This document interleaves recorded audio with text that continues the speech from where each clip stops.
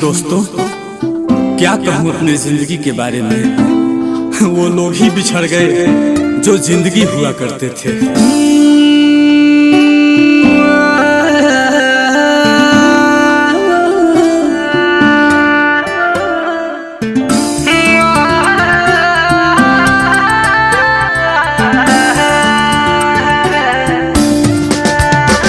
जब डोली उठेगी मेरे यार की, जब डोली उठेगी मेरे यार की, वो संभल जाएगी मैं बिखर जाऊंगा।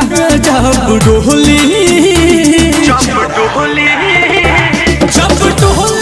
उठेगी मेरे यार की, जब डोली उठेगी मेरे यार की, वो संभल जाएगी मैं बिखर जाऊंगा।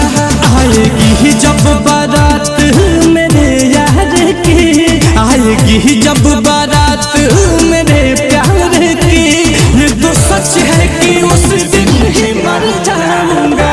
जब डोली उठेगी मेरे यार की, वो संभल जाएगी मैं बिखर जाऊंगा। जब डोली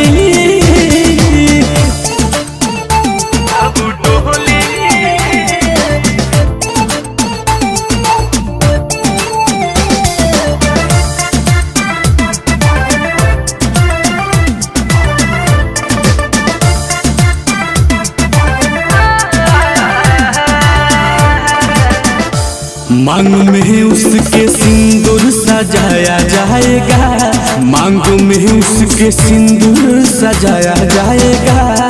रोऊंगा मैं मुझे समझाया जाएगा। नैन मुझसे कभी ना मिला पाएगी, नैन मुझसे कभी ना मिला पाएगी। सामने उसके मैं तो कर जाऊंगा। जब डोली उठेगी मेरे यार की, वो संभल जाएगी मैं बिखर जाऊंगा।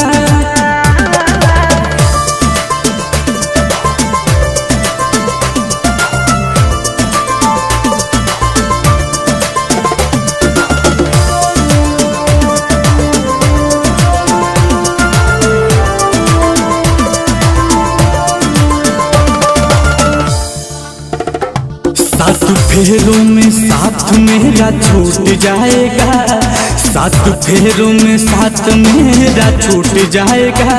उसकी दुनिया बसेगी मेरा लूट जाएगा। दिल जो पत्थर हो जाएगा दिलदार का, दिल जो पत्थर हो जाएगा दिलदार का, मैं तो मर के भी हद से गुजर जाऊंगा। जब डोली उठेगी मेरे यार की, वो संभल जाएगी मैं बिखर जाऊंगा।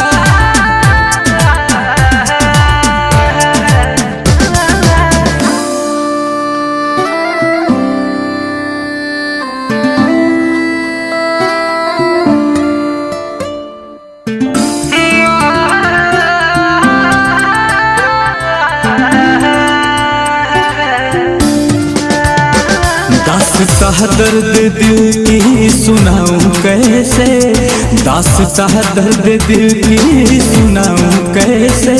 ऐसे मोड़ पे खड़ा हूँ बताऊं कैसे। साथ यह बिहारी अब छूट जाएगा, साथ यह बिहारी अब छूट जाएगा।